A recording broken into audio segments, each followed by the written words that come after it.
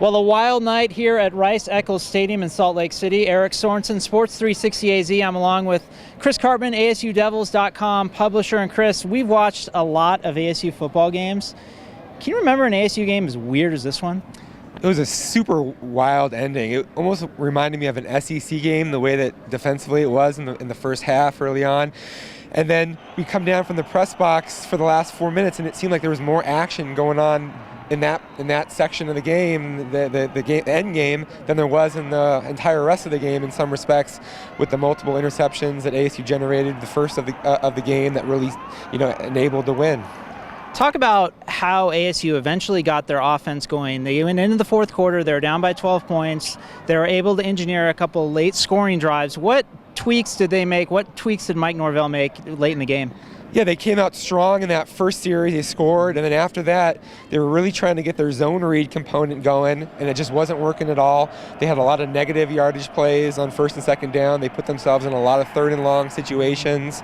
And then Utah's secondary probably had one of its best games of the year. They were doing a great job in coverage. Taylor Kelly wasn't finding open guys to throw to, or he was pressured because Utah did a great job of getting to him and maybe had like 6 sacks, I believe. And those two things combined, along with what Graham said was some confusion that they caused ASU because they weren't anticipating some of the things that they were doing defensively, led to this long span where they weren't able to get it going. And then finally they got some of their tempo offense going there late in the second half, where they moved the chains a few times, and then they had Utah on its heels. They were trying to get personnel groupings on and off the field, and that really wasn't working. And that's when ASU was able to put together the 2 scoring drives at the end to get a narrow win. Got to ask you about one of the guys that actually had a huge catch on one of those scoring drives. Richard Smith had some big catches at Wazoo. Is this just a confidence thing with him? I think so. He had those 2 receptions last week, or a week and a half ago, I should say, and then that sort of gave him some energy, momentum, confidence, belief in himself.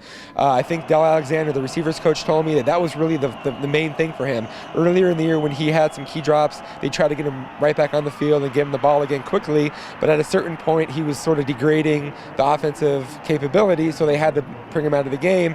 They've slowly brought him back in some big wins where they had the opportunity to do that, and now he came up crucial with that touchdown that gave ASU the lead that it didn't relinquish. Let's reset things real quick. So ASU is 7-2, 5-1 in the Pac-12 South. They have Oregon State next week. Is this team in the driver's seat? I mean, for lack of a better term, coming down the stretch run here? I would absolutely say so. And obviously we're taping this with Arizona, UCLA coming up later on this evening.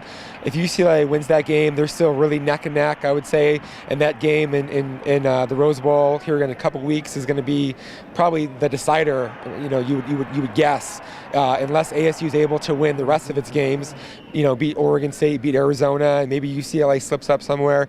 But ASU has to like its relative position in the South, and there's no doubt that it would be considered the favorite at this juncture.